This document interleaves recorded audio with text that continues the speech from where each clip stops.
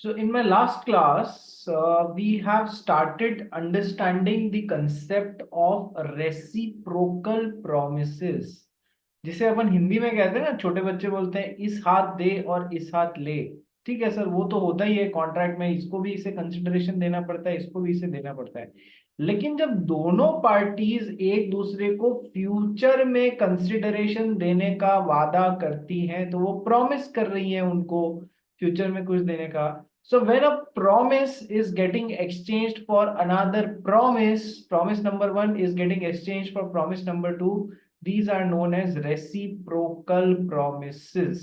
Reciprocal, एक दूसरे के लिए promise is getting exchanged for a promise. ठीक है, let's understand the types of reciprocal promises. The first type is mutual and independent reciprocal promise, mutual and concurrent reciprocal promise, and third one is conditional and dependent reciprocal promise. पहला पढ़ ले भाई, दक्ष अग्रवाल कहां पर है? पहला पढ़, mutual and independent reciprocal promise.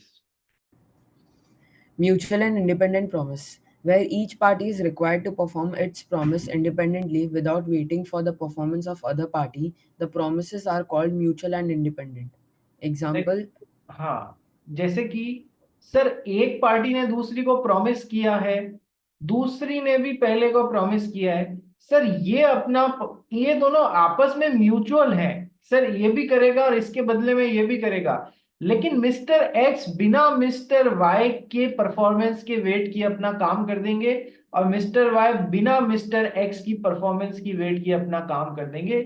The performances to be given by both the parties are independent of whether the performance has been given by another party or not. बात समझ में आ गई? The performance given by both the parties are independent. X अपनी performance देने से पहले ये नहीं सोचेगा कि Y ने दे दी है या नहीं दे दी, इंडिपेंडेंटली अपना काम करेगा। और Y जो है वो अपनी परफॉर्मेंस देने से पहले ये नहीं सोचेगा कि X ने अपना काम किया, यानी कि इंडिपेंडेंटली करेगा। एग्जाम्पल पढ़ भाई। A agrees to sell the car and deliver the same to B on 1st January 2020, and B agrees to pay for the same on 20th January 2020. The promises are independent. ठीक है, इसे बिना सोचे car देने का काम करना है, इसे बिना सोचे, इसमें से डेट्स हटा लो तो भी वही, डेट्स हटाओगे तो उल्टा ज्यादा अच्छा एग्जाम्पल बनेगा। एक्स ने वाई को 1 महीने बाद कार देने का वादा किया, और वाई ने भी एक्स को बोला कि मैं आपको या तो 20 या 20th डे से लेके 40th डे के बीच में पेमेंट करूंगा, आज से 20th से 40th के बीच में। तो इसे 1 महीने बाद कार डिलीवर कर देनी है, रेस्पेक्टिव ऑफ अभी तक 30th डे पे पैसा आया या नहीं आया, और इसे पेमेंट कर देना है 20th से 40th डे के बीच में, इरेस्पेक्टिव ऑफ कि अभी तक कार आई है या नहीं आई। दोनों इंडिपेंडेंटली अपना अपना काम करेंगे यार। ठीक है, next second example is mutual and कॉनकरेंट। कॉनकरेंट events सुने अभी? कॉनकरेंट का मतलब क्या होता है? एक दूसरे के पैरेलल, एक साथ। पर इसको फिर समझाता हूँ। Mutual and concurrent, when both the parties are required to perform their promises simultaneously. The promises are known as mutual and concurrent. Mutual and कॉनकरेंट, जब दोनों पार्टीज को अपने अपने प्रॉमिस साइमल्टेनियसली परफॉर्म करने होंगे भविष्य में, then the promises are known as mutual and concurrent, एक साथ। ठीक है, एग्जांपल पढ़। P and Q entered into an agreement for sale of 100 tons of oil on 15th day of next month. P would deliver the oil and Q would pay for it at the same time. Simultaneously, P did not deliver the goods unless Q is ready and willing to pay for the goods on delivery. देखो, दोनों parties को simultaneously या concurrently perform करना है। Mutual एक दूसरे के लिए वादा किया है, एक और कॉन्करेंटली परफॉर्म करना है। So P and Q entered into an agreement for sale of 100 tins of oil on 15th day of next month, कि मैं आपको 100 टन ऑयल दूंगा 15 तारीख अगले महीने की। मैं आपको ऑयल दूंगा और आप मुझे सेम टाइम पे साइमल्टेनियसली कॉन्करेंटली पे करेंगे। तो सर पी को तब तक क्यू को ऑयल देने की जरूरत नहीं है जब तक कि ये भी इधर से पैसा देने को तैयार नहीं है, और इसे भी तब तक पैसा देने की जरूरत, मतलब वो दरकार नहीं है जब तक कि सही में यहाँ से ऑयल सामने दिख नहीं जावे। तो यानी दोनों को अपने परफॉर्मेंसेस कॉन्करेंटली साइमल्टेनियसली परफॉर्म करने होंगे। ठीक है। P need not deliver the goods unless Q is ready and willing to pay for the goods on delivery, and Q को भी तब तक पेमेंट करने की जरूरत नहीं है जब तक कि P उसे ऑयल सप्लाई करने के लिए मतलब सही में रियली आ नहीं जाता, खत्म मतलब सही में दे नहीं देता। सो म्यूचुअल एंड कॉन्करेंट दोनों को साइमल्टेनियसली कॉन्करेंटली अपने प्रॉमिस परफॉर्म करने होते हैं। Mutual and independent, mutual and concurrent, ये रूल्स फॉर रेसिप्रोकल प्रॉमिसेस अभी जो मैं आपको समझाता जा रहा हूँ ना वो इनसे कनेक्टेड है। जो नीचे है ये ऊपर तीन से कनेक्टेड है। तीसरा है कंडीशनल एंड डिपेंडेंट, पढ़ भाई। Conditional and dependent. When performance of one depends on the prior performance of other party, the promises are called conditional and dependent. एक बंदा, दोनों ने एक दूसरे से इंडिपेंडेंटली, सॉरी कंडी दोनों ने एक दूसरे से रेसिप्रोकल प्रॉमिस किए, मैं भी तेरे लिए करूंगा और बदले में तू भी मेरे लिए भविष्य में ये करेगा। ठीक है सर, दोनों ने एक दूसरे से प्रॉमिस किए तो सर रेसिप्रोकल प्रॉमिस होते हैं। लेकिन सर ये रेसिप्रोकल प्रॉमिस है कैसे? Conditional and dependent. Sir mister Y अपना वादा पूरा करें उसके लिए ये जरूरी है कि सर मिस्टर एक्स पहले अपना वादा करें, because performance of his promise by mister Y is conditional and dependent upon prior performance of promise by mister X. Sir क्या बोल रहे हो, समझाओ एक बार तो समझो। मिस्टर एक्स और मिस्टर वाई के बीच में ऐसा एग्रीमेंट हुआ कि मिस्टर वाई एक्स को एक बिल्डिंग बनानी थी, मिस्टर वाई वो बिल्डिंग बना के देंगे। ठीक है। और मिस्टर एक्स ही उसका बिल्डिंग मटेरियल भी मिस्टर वाई को देंगे। ठीक है। तो अब मिस्टर वाई वो बिल्डिंग बनाना कब चालू कर सकते हैं? जब पहले ये अपना वादा पूरा करें। कौन सा वादा पूरा करें? माल सप्लाई करने का, रॉ मटेरियल सप्लाई करने का for construction of that building. So performance of promise by mister Y is conditional and dependent upon prior performance of promise by mister X of supplying the raw material. तभी ये अपनी promise दे सकते हैं, building बनाने का पूरा कर सकते हैं। अगर अगर इन्होंने बिल्डिंग मटेरियल, रॉ मटेरियल दिया ही नहीं तो ये बिल्डिंग कंस्ट्रक्ट काहे से करेंगे? ये चाह के भी अपना प्रॉमिस परफॉर्म नहीं कर पाएंगे यदि इन्होंने अपना प्रॉमिस बिल्डिंग मटेरियल देने का परफॉर्म नहीं किया। So performance of promise by this person is conditional and dependent upon prior performance of promise by mister X. बोलो समझ में आया या नहीं आया? बोलो समझ में आया? कंडीशनल एंड डिपेंडेंट एग्जाम्पल पढ़ ले भाई। X agrees to construct a house for Y. Y agrees to supply necessary building materials for building the house. Performance of promise by X depends on prior performance of promise by Y. ठीक है, वही same example है, same example है। तो तीन पढ़े, mutual and independent, एक दूसरे की वेट किए बिना अपना अपना काम कर दो। म्यूचुअल एंड कॉन्करेंट, सर मुझे, मैं अपना काम तभी करूंगा जब आप करोगे, और आप अपना काम तभी करोगे जब मैं भी तैयार हूं करने को। तो म्यूचुअल एंड कॉन्करेंट एक साथ साइमल्टेनियसली दोनों परफॉर्म करेंगे। Conditional and dependent reciprocal promise, जहां पर एक जना अपना प्रॉमिस परफॉर्म करे, उसके लिए जरूरी है कि पहले दूसरा जना अपना प्रॉमिस परफॉर्म करे तो ही पहले वाला अपना प्रॉमिस परफॉर्म कर पाएगा। Now let's understand the rules for performance of reciprocal promise. First पढ़ भाई। Contracts requiring simultaneously performance, where reciprocal promises are to be performed simultaneously, the promiser need not to perform his promise unless the promisee is ready and willing to perform his promise. ये first point किससे related कर रहा है? ये first point mutual and concurrent से relate कर रहा है। ये फर्स्ट पॉइंट जो है ये mutual and concurrent reciprocal promise से रिलेट कर रहा है। वे reciprocal promise are to be performed simultaneously, simultaneously mutual and concurrent में आता है। ठीक है। Where promises are, reciprocal promises are to be performed simultaneously, यानी मेरे को भी एक साथ तेरे को भी एक साथ करना है। सॉरी।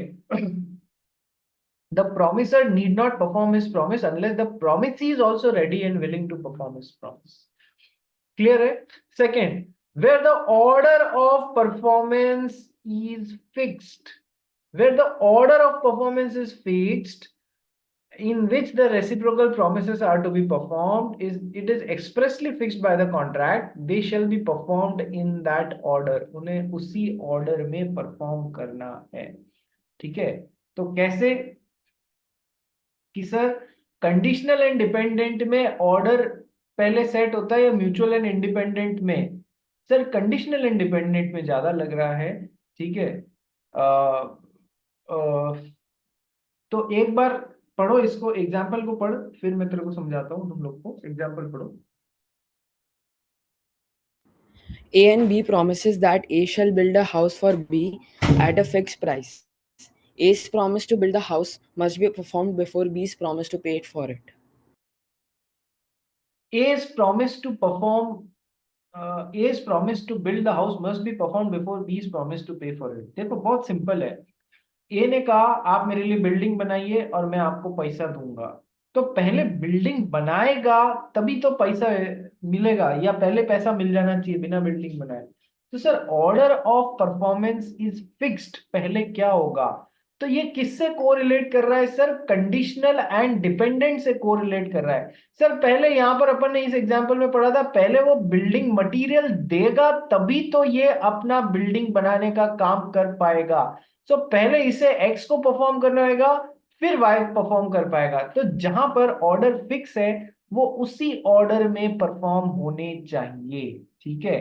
फिक्स भले ही कॉन्ट्रैक्ट में नहीं किया हो, पर एग्जाम्पल से ध्यान पड़ जाएगा कि बिल्डिंग बनाओगे तो पैसा दूंगा. अरे पहले बिल्डिंग बनेगी तब पैसा मिलेगा ना. या पहले कहोगे नहीं नहीं पैसा दे दो, बिल्डिंग हम बाद में बनाते रहेंगे. नहीं, ऐसा नहीं होता है. तो कई बार इनडायरेक्टली भी चीजों में ऑर्डर फिक्स हो जाता है. So where the order of performance is fixed is relating to conditional and dependent. Third, where the order of performance is not fixed, जहां पर कोई ऑर्डर सेट नहीं किया गया है कि पहले मिस्टर एक्स परफॉर्म करेंगे या पहले मिस्टर वाई परफॉर्म करेंगे. In this case, the promise shall be performed in such order which the nature of transaction requires. Sir, जो ट्रांजैक्शन का नेचर बोलता है पहले वैसे होएगा. ठीक है, पढ़ना इसको एक बार. Example को हम्म. A and B contract that A shall sell his stock in trade to B at a fixed price, and B promises to give security for the payment of the money. A's promise need not be performed until the security is given, for the nature of transaction requires that A should have security before he delivers up his stock. देखो, ए और B के बीच में क्या contract बना? ए अपना जितना भी स्टॉक इन ट्रेड है वो सारा बी को देगा एक फिक्स्ड प्राइस पे. बी ने बोला प्रॉमिस देता हूं, प्रॉमिस करता हूं कि मैं आपको सिक्योरिटी दूंगा for the payment of money. Payment अभी नहीं दूंगा, सिक्योरिटी जरूर दे दूंगा टुवर्ड्स पेमेंट ऑफ मनी. ठीक है, जिससे आप सिक्योर हो जाओ, आपका पैसा नहीं डूबेगा, बाद में दूंगा. तो ए को अपना माल तब तक रखने की जरूरत नहीं है बी के पास में. ए को अपना माल तब तक रखने की जरूरत नहीं है बी के पास में जब तक बी जो है वो उसको सिक्योरिटी नहीं दे देता. नेचर ऑफ ट्रांजैक्शन ये बोलता है कि यदि तुमने बिना सिक्योरिटी लिए माल रख दिया तो फिर सिक्योरिटी देने का कोई मतलब ही नहीं रह जाएगा, यदि बिना सिक्योरिटी लिए ये सब काम कर दिया तो. तो where order of performance is not fixed, तो फिर किस ऑर्डर में करोगे? जो नेचर ऑफ ट्रांजैक्शन मांगता है उस ऑर्डर में करना पड़ेगा. जो नेचर ऑफ ट्रांजैक्शन मांगता है उस ऑर्डर में करना पड़ेगा. ठीक है. So A and B contract that A shall sell his stock in trade और बी उसको पेमेंट के लिए सिक्योरिटी देगा. तो सिक्योरिटी पहले आनी चाहिए, तब आपको अपना माल वहां पर स्टॉक इन ट्रेड देना चाहिए, अदरवाइज नहीं देना चाहिए. नेचर ऑफ ट्रांजैक्शन ही ऐसा रिक्वायर कर रहा है. ठीक है. चलिए नेक्स्ट. तो अब ये किसी से कोरिलेट नहीं करता है. वैसे कोरिलेट करना चाहो तो sir where order of performance is not fixed, कोई फिक्स नहीं है, तो हमें कॉन्ट्रैक्ट से निकालना पड़ेगा. क्या कॉन्ट्रैक्ट से निकालना पड़ेगा?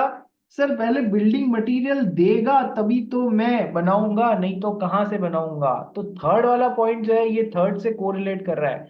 जहां पर ऑर्डर ऑफ परफॉर्मेंस फिक्स्ड है वहां तो उधर उसी तरीके से परफॉर्म करना पड़ेगा। जहां ऑर्डर ऑफ परफॉर्मेंस फिक्स नहीं है, वहां पर उस तरीके से परफॉर्म करोगे जो नेचर ऑफ ट्रांजैक्शन रिक्वायर करता है। ठीक है। Effects of preventing the performance पढ़ गई। Sometimes one of the parties is willing to perform his promise and other party prevents him from doing so. In such case, party preventing is at fault and party who has been prevented has option to either treat the contract as void and can claim compensation sustained by him due to non-performance. Sir कई बार एक party अपना काम करना चाहती है, लेकिन दूसरा party जो है वो उसको प्रिवेंट कर देती है अपना प्रॉमिस पूरा करने से, कुछ भी करके, मतलब वो करने ही नहीं देती है उसको। तो ऐसे केस में जो दूसरी पार्टी को अपना काम करने से रोक रही है वो फॉल्ट पे है। And party who has been prevented, और जिसको प्रिवेंट किया गया अपना काम करने से, उसके पास में ऑप्शन होता है क्या? To either continue or treat the contract as void or repudiated, कि खत्म, and can claim compensation sustained by him due to non performance. ठीक है। एग्जाम्पल देखो,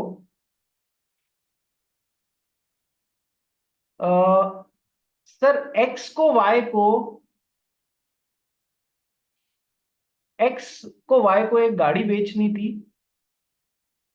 मान लो फॉर्च्यूनर गाड़ी थी। ठीक है, बहुत बड़ी गाड़ी होती है ये, बहुत महंगी गाड़ी होती है, 50 लाख रुपीज की होती है। ठीक है, सेकेंड हैंड बेचनी थी। तो इन दोनों में कंसेंसस नहीं बन पा रहा था कि इसकी प्राइस कितनी हो। एक्स बोल रहा था कम से कम 32 लाख तो लूंगा, वाई बोल रहा था 28 लाख से ज्यादा नहीं दूंगा। तो इन्होंने कहा चलो अपनी प्रॉब्लम का सोल्यूशन ये, अपन एक थर्ड पार्टी के पास में चलते हैं जो कि एक सर्टिफाइड कार वैल्यूअर है। वो उसने जो वैल्यू बोली वो हमारे लिए फिक्स हो जाएगी, तुम और मैं दोनों उस प्राइस पे गाड़ी खरीद और बेच ले। ठीक है सर। तो सर अब निश्चित दिन पे बुलाया गया उस थर्ड पार्टी मिस्टर जेड को जो कार वैल्यूअर थे। ठीक है, मिस्टर जेड ने बोला भाई गाड़ी दिखाओ कहाँ है। मिस्टर एक्स की गाड़ी थी, वो कभी जेड को इधर घुमाते कभी इधर घुमाते, लेकिन गाड़ी तक लेके नहीं गए क्योंकि उन्होंने गाड़ी बेचने का मन बदल लिया था। तो मिस्टर वाई जो है वो अपना प्रॉमिस पूरा कर ही नहीं पाएंगे पैसे देने का, गाड़ी खरीदने का, क्योंकि मिस्टर एक्स जो है उनको ये कार खरीदने से प्रिवेंट कर गए, वैल्यूएशन होने ही नहीं दिया तो प्रिवेंट कर गए। So effects of preventing the performance, क्या इफेक्ट होता है प्रिवेंटिंग द परफॉर्मेंस? कि sir one of the party is willing to pay for the Fortuner car, but other party prevents him from doing so. ठीक है, in such case party preventing is at fault and party who has been prevented has option to either treat the contract as void khatam and can claim compensation sustained by him due to non performance। इसका मैं एक और example देता हूँ। मतलब mister Y जो है इससे नॉन परफॉर्मेंस के लिए कंपनसेशन मांग सकते हैं। ठीक है, क्योंकि इसने रोक दिया वैल्यूअर को गलत तरीके से। एक और एग्जांपल देते हैं इसका। सर क्या? देखो, मिस्टर एक्स ने मिस्टर वाई को बोला आप मेरे को बिल्डिंग बना के दोगे और मैं आपको बदले में 10 लाख रुपए बिल्डिंग बनाने के, और बिल्डिंग मटेरियल मेरा रहेगा, मैं दूंगा आपको जिससे आप बिल्डिंग बनाओगे। अब ये बिल्डिंग, अच्छा, निश्चित दिन पे मिस्टर वाई अपने 50 वर्कर्स के साथ में आ गए बिल्डिंग बनाना स्टार्ट करने के लिए। हर वर्कर को उनको 1000 रुपीज देना था। ठीक है, यानी कि कितना रुपया पर डे लग रहा था सर? 50,000 रुपया पर डे वो खर्च कर रहे थे। मिस्टर एक्स ने निश्चित दिन पे बिल्डिंग मटेरियल मंगाया नहीं और अगले 4 दिन तक नहीं मंगाया, इनको हो गया 2 लाख रुपए का लॉस। ठीक है, अब ये जब ये अपना वादा पूरा कर ही नहीं रहे, ही mister X is preventing mister Y also to do his work, from doing his work. तो एक तो मिस्टर वाई इसको खत्म कर सकते हैं, रेप्यूडिएट कर सकते हैं। दूसरा, जो भी डैमेजेस इनको हुए हैं 2 लाख रुपए के, वो सब भी इनसे वसूल सकते हैं क्योंकि इन्होंने प्रिवेंट कर दिया है परफॉर्मेंस देना by mister Y. Next, point number 5।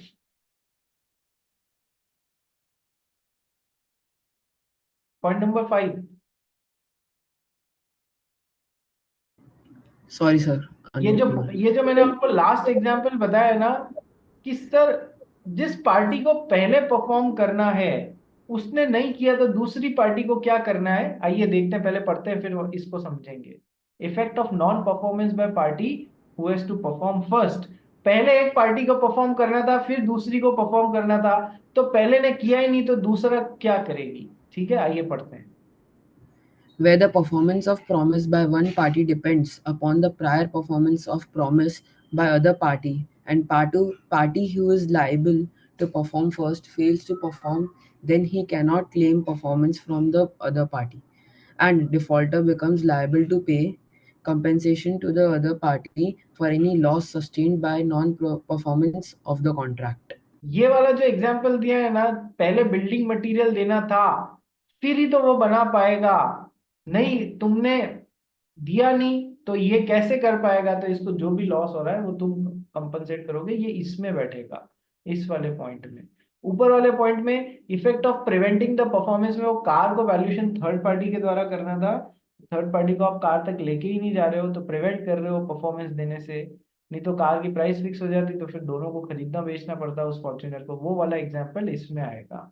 तो sir, next effect of non performance by party who has to perform first. ठीक है, पहले जिसको परफॉर्म करना था, तो he cannot claim performance from other party and defaulter becomes liable to pay compensation। यानी कि ये अब इससे, खुद ने तो अपना काम पहले किया नहीं जिसको पहले करना था, तो तुम इससे भी परफॉर्मेंस नहीं मांग सकते हो, और उल्टा इसको कंपनसेशन और पे करना पड़ेगा। तुमने जो काम नहीं किया उसकी, उसके लिए सामने वाले को जो नुकसान हुआ उसके लिए कंपनसेशन पे करना पड़ेगा। ठीक है, ये थोड़े से more or less these are theoretical points, रटते जाना करते जाना। Next last point, performance of reciprocal promise to do things legal and also other things illegal. ठीक है, कुछ देखो, कुछ लीगल काम और कुछ इलीगल काम करने के लिए यदि रेसिप्रोकल प्रॉमिसेस बन रहे हैं तो उनके साथ क्या होगा, पढ़ भाई। When persons reciprocally promise first to do certain things which are legal, and secondly, under certain circumstances, to do certain other things which are illegal, the first set of promise is a contract and the second is void agreement. Second is void agreement, ये तो अपन ने पढ़ा हुआ है ना। यदि separable हैं तो ये लीगल पार्ट वैलिड कॉन्ट्रैक्ट बन जाएगा, और वॉइड जो गलत पार्ट है, इलीगल पार्ट है, वो वॉइड एग्रीमेंट बन जाएगा। यस, ये तो पढ़ा हुआ है अपन ने। सेपरेबल है तो वॉइड एग्रीमेंट के चैप्टर में पहले पॉइंट्स में पढ़ा है। यदि legal part and illegal part are separable, तो लीगल पार्ट तो वैलिड कॉन्ट्रैक्ट बन जाएगा, और इलीगल पार्ट क्या बन जाएगा sir, illegal part would be, वो वॉइड एग्रीमेंट बन जाएगा। तो सर इसी तरीके से when persons reciprocally promise first to do certain things which are legal, and secondly under circumstances to do certain things which are illegal, and if both are separable, ये छुपी हुई बात है जो मैंने आपको void agreement में बताई थी।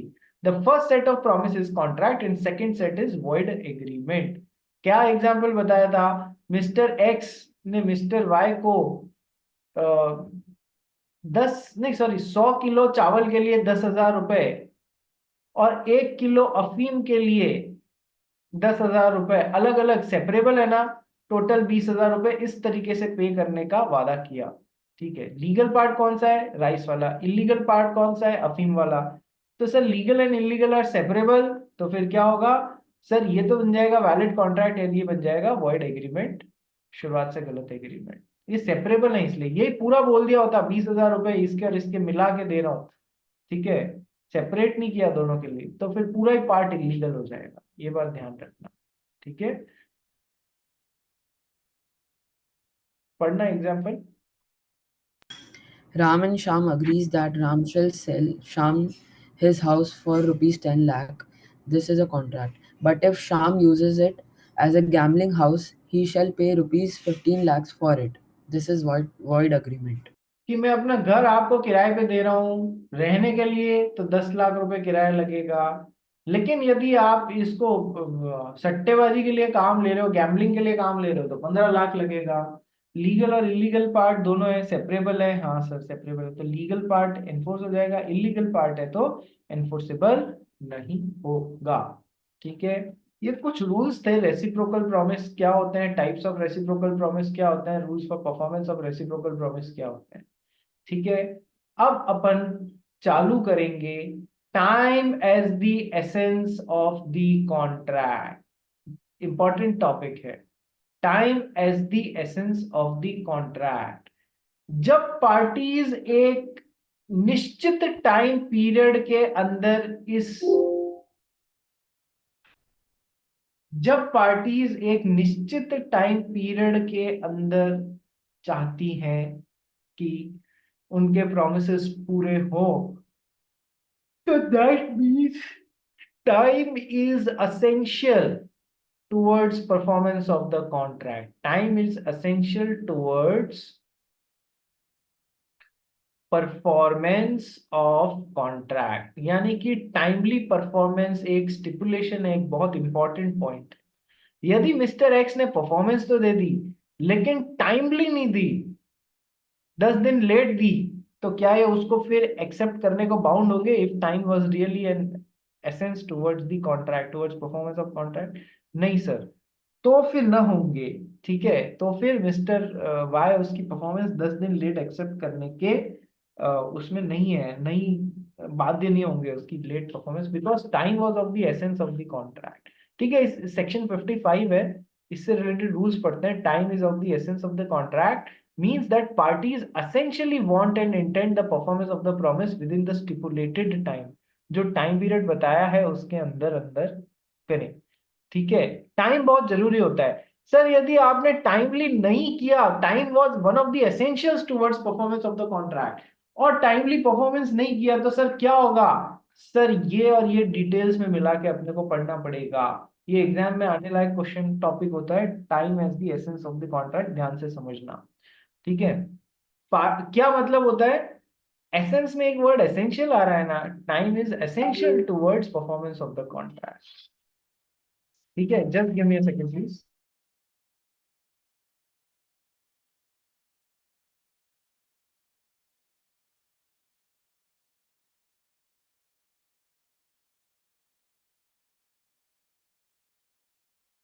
हाँ जी, क्या टॉपिक समझ में आया? Time is essential towards performance of the contract. हाँ सर, टाइमली परफॉर्मेंस चाहिए, टाइमली नहीं दिया तो क्या?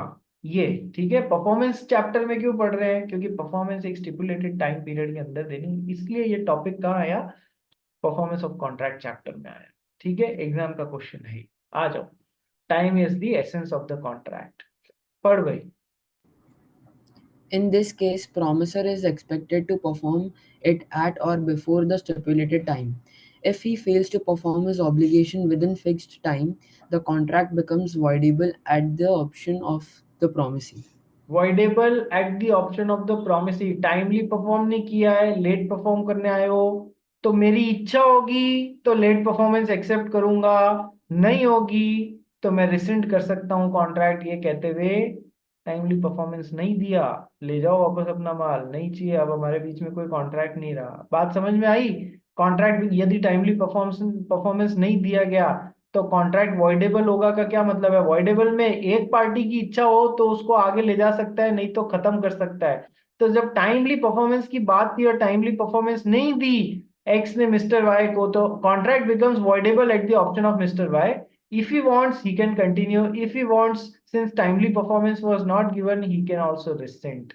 ठीक है, so in this case promisor is expected to perform it at or before the stipulated time, जो भी टाइम था उसके पहले या उस तलक परफॉर्मेंस देना होता है।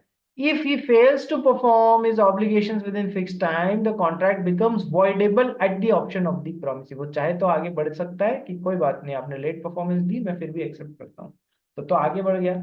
नहीं तो रिसेंड भी कर सकता है कि चूंकि time was one of the essential towards performance, timely performance बहुत जरूरी थी, आपने टाइमली नहीं दी, तो मैं रिसेंड करना चाहता हूँ, वो जो चाहे कर सकता है। ठीक है, तो देखो ये अभी बाकी है पढ़ना, but intention of the parties क्या है? Sir intention of the parties is time is the of the essence of the contract, यानी कि टाइम एसेंशियल है towards performance of the contract. कहाँ दिया हुआ है सर? सेक्शन 55 में दिया हुआ है। सेक्शन 55 के भी 2-3 पैराग्राफ है, उसमें कहाँ दिया हुआ है? पैराग्राफ नंबर 1 और पैराग्राफ नंबर 3 में दिया हुआ है, time is of the essence of the contract. ठीक है, पैरा नंबर 1, ये यहां देखेंगे अपन। सेकंड है, सेकंड देख, पढ़ भाई। And if promisee accepts the offer after the fixed time, he cannot claim any compensation for loss sustained due to non-performance of the promise at specified time, unless he has given notice to the promisor of his intention to do so. देखो, यदि time was of the essence of the contract, समझना, x और Y में decide हुआ तुमको ये काम 31 दिसंबर तक करना है, तो वो time is of the essence of the contract, जरूरी है 31 तक करना। तो अब लेकिन ये भाई साहब तो पहुंचे 3 दिसंबर को, 3 जनवरी को, सॉरी, 3 जनवरी को काम करने पहुंचे, तो now contract is voidable at the option of Y. वो चाहे तो उसकी परफॉर्मेंस एक्सेप्ट कर ले, लेट परफॉर्मेंस, चाहे तो रिजेक्ट कर दे, ठीक है। तो उसने रिजेक्ट करने का था, ये तो हो गया पहला ऑप्शन, कॉन्ट्रैक्ट बिकम्स वॉइडेबल, चाहे तो एक्सेप्ट करे चाहे तो रिजेक्ट करे। लेकिन यदि वो लेट परफॉर्मेंस को एक्सेप्ट करता है, लेट परफॉर्मेंस को एक्सेप्ट करता है, ठीक है यार तू लेट हो गया, चल कोई बात नहीं, मैं फिर भी एक्सेप्ट करता हूं, तो फिर क्या होगा, he cannot claim any compensation for loss suffered due to non-performance of the promise as a specified time।